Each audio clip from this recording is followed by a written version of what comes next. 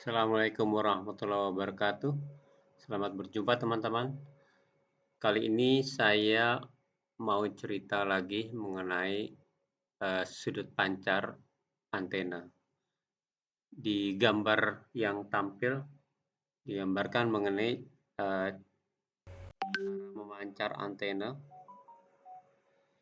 yaitu yang sudut pancarnya rendah seperti digambarkan pada garis biru dan sudut pancar tinggi seperti gambar garis merah.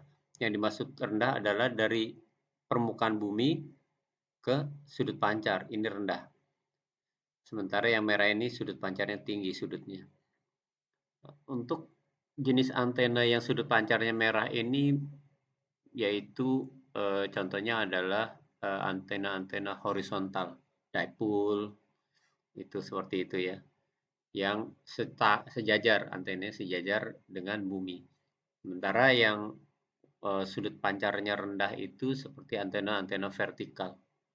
Entah itu 1/4 lambda, 3/4 lambda, 7/8, 5/8, dan sebagainya. Yang penting vertikal. Perbedaannya adalah kalau sudut pancar yang rendah itu memantul, pancarannya memantul di ionosfer. Makin rendah sudut pancarnya, maka jangkauannya, pantulannya makin jauh. Seperti digambarkan pada garis biru, dia jauh sekali. Ketemu ionosfer, baru memantul ke bumi kembali. Sementara yang sudut pancar tinggi yang dicontohkan menggunakan antena horizontal adalah sudutnya tinggi, karena tinggi sudut pancarnya, maka memantulnya di ionosfer segera dan berbalik. Jadi di sini digambarkan kalau stasiun penerimanya di sini, receiving station 1 dengan antena horizontal, misalnya sudut pancarnya tinggi, maka dekat dari pemancar, penerimanya dekat. Sementara kalau yang sudut pancarnya rendah, seperti antena-antena vertikal, penerimanya itu jauh. Ya, jadi jelas ya, digambarkan seperti ini. Kalau misalnya kita berada yang tinggal di daerah-daerah yang tidak memungkinkan untuk memasang antena vertikal terlalu tinggi, misalnya di apartemen atau tempat-tempat yang melarang kita memasang antena terlalu tinggi. Di sini kebetulan ada website yang bisa setidaknya menolong kita menggunakan antena vertikal. Ini websitenya ini ya, bisa diperjelas dengan tulisan di sini ya. Ini nggak usah saya baca, nih silahkan dibaca sendiri. Nah, di website ini disampaikan cara menghitung pembuatan antena vertikal yang ketinggiannya tidak terlalu tinggi, bahkan contohnya untuk 3,8 MHz ini antena yang direkomendasi elemennya itu hanya 2,47 meter. Dia langsung bisa menghitung. Misalnya ini 3,8, rekomendasinya 2,47 meter. Misalnya kita masukkan 7 MHz, 1,34. Wah, ini salah satu antena yang mengerikan adalah 1,8.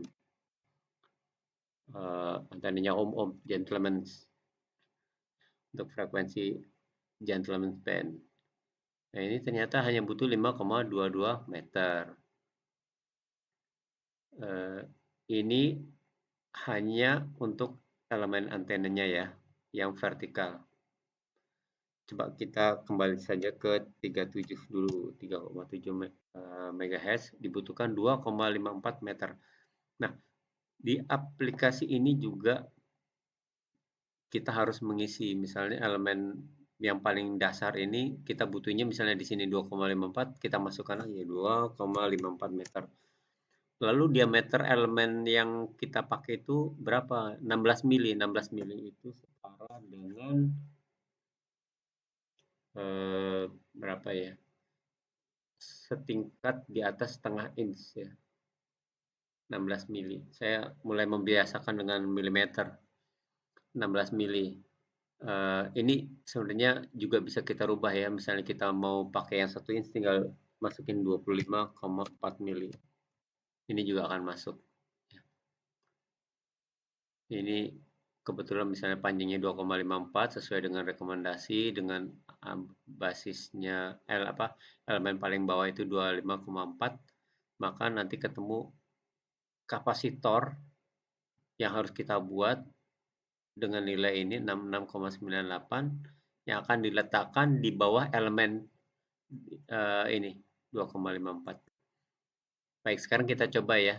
Ini jangan pakai elemen 25,4 yaitu 16 mili yang saya punya. Ini juga akan berubah ya, induktansinya, kapasitansinya juga berubah.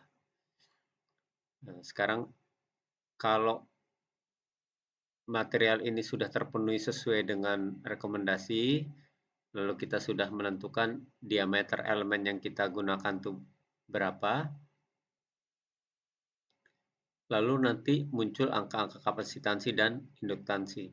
Di sini juga diberi fasilitas untuk memberi ukuran koil yang akan dipasang di bawah elemen tersebut. Misalnya diameter koilnya adalah 25 mili yaitu 1 inch ya. Maka panjang koilnya itu adalah 158 mili. Ini otomatis ya. Kalau ini kita naikkan dia akan berubah sendiri. Ya, 26 mili dia panjangnya 147. Sekarang kita kembalikan ke 25 mili.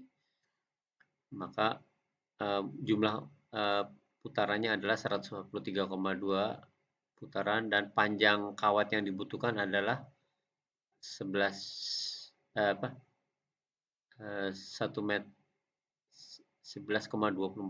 meter atau 11.243,8 mm. Ini di sini dipastikan bahwa coil ini dibuat menggunakan kawat email 1 mili. Kawat email 1 mili plus pelapisnya adalah 1,1. Ini standar internasional ya. Tapi kalau teman-teman menemukan kawat dengan standar ketebalannya berbeda, teman-teman bisa menggunakan hitungan di website ini, yang di bawah ya. Ini untuk menghitung coil nanti berapa induktansinya kita sesuaikan. Caranya sama dengan seperti video saya sebelumnya, cara membuat coil. Sekarang kita kembali ya. Sekarang dengan diameter elemennya sebesar 25 mili, maka diameter coilnya 25 mili, maka didapat hitungan seperti ini. Tapi kalau misalnya coilnya di bawah ini juga atau di atas ini kita tinggal masukkan. Misalnya 3,2 mm, maka nilainya juga akan berubah. Oke, sekarang kalau misalnya kita sudah dapatkan nilai yang keluar yaitu kapasitansi, induktansi, juga setelah dibuat coilnya, maka komposisinya adalah elemennya aluminiumnya sepanjang 2,54 meter yaitu seperti ini. Di bawahnya kita pasang coil sesuai dengan desain di bawah di sini. Dikasih coil dengan ukuran seperti ini. Setelah coil kita harus pasangkan coax, kabel coax yang terhubung ke coil di bagian bawah sini hanya innernya saja, outernya tidak dihubungkan kemana-mana ya. Perlu diperhatikan outernya tidak dihubungkan kemana-mana, jadi terlepas. Panjang koaksnya berapa? Yaitu sepanjang 15,68 meter sebelum menyambung ke balon. Balonnya 1:1. Boleh pakai balon 1:1 atau pakai cok balon juga boleh. Tapi sayang ya kalau memang punya balon 1:1 silahkan gunakan. Itu adalah antena keseluruhan. Jadi panjang radialnya adalah 15,7 ya, ini 15,68 mendekati 15,7. Elemennya adalah 2,8. 2,8 itu dari 2,54 meter ditambah koil yang berada ditambah koil yang di bawahnya. Jadi totalnya seperti ini. Lalu misalnya kita rubah-rubah angkanya, bisa saja kan kita tidak punya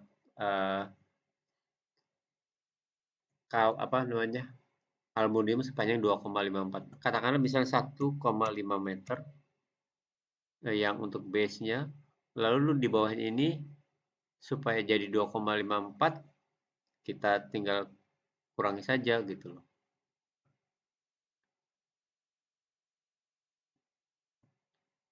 Menggunakan kalkulator 2,54 dikurang yang tadi yang kita punya kan 1,5. Maka sisanya adalah 1,04. Ya, masukkan saja di sini 1,04. Totalnya akan tetap jadi 2,54. Ya. 2,54 ya totalnya. Nah, karena ini elemen berikutnya lebih kecil, maka kita masukkan diameter elemen kedua. Hal ini juga akan berpengaruh ke induktansi dan kapasitansi. Kita ikuti saja, nanti akan keluar rumusnya. Kembali lagi, koilnya akan rumusan ini menghasilkan ukuran koil. Juga di akhir perhitungan, ini nanti totalnya adalah tetap 2,54. Total elemen dari ujung ke ujung 2,54. Ya. Nanti juga kelihatan bahwa ini tidak berubah panjang koaksnya, hanya nanti pasti akan berubah nilai-nilai dari koil. Sekarang misalnya kita rubah frekuensinya untuk misalnya 7. Untuk 7 MHz yang dibutuhkan hanya 1,34, berarti ini kita kosongkan saja. Ini kita rubah 34. Nanti angka-angkanya juga pasti akan berubah seperti ini. Ya. Termasuk juga nilai-nilai koilnya. Sekarang perlu diperhatikan apa yang berubah dari nilai ini adalah koaksnya. Hanya 8,29 meter untuk frekuensi 7 MHz. Begitu ya teman-teman ya. Jadi semakin tinggi frekuensi, maka koaksnya semakin pendek juga. Jadi dari desain ini menunjukkan bahwa koaksnya di sini adalah sebagai ground. Counterpoise juga boleh bisa dibilang begitu. Lalu di sini juga dikasih balon. Setelah itu boleh bisa masuk atau dihubungkan ke radio. Saya pikir ini penjelasan yang singkat dan sederhana. Silahkan buat yang coba-coba.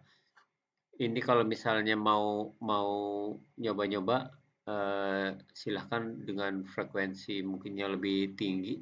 Misalnya 28 mega itu butuhnya tidak sampai setengah meter ya, tidak serumit kalau misalnya kita akan bekerja di 7 mega atau lebih rendah lagi ya, dengan elemen sepanjang 0,34 meter, tidak sampai setengah meter ya, dengan koax yang sekitar 2,07 meter, juga ini koilnya juga nggak terlalu besar ya, nilai kapasitasnya 2,12.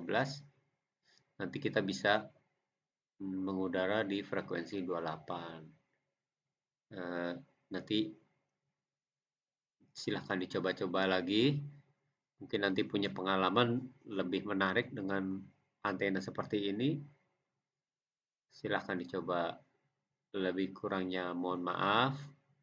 Semoga ini bisa bermanfaat buat teman-teman. Silahkan sampaikan cerita dan pengalaman teman-teman juga. Sampai ketemu lagi. Assalamualaikum warahmatullahi wabarakatuh.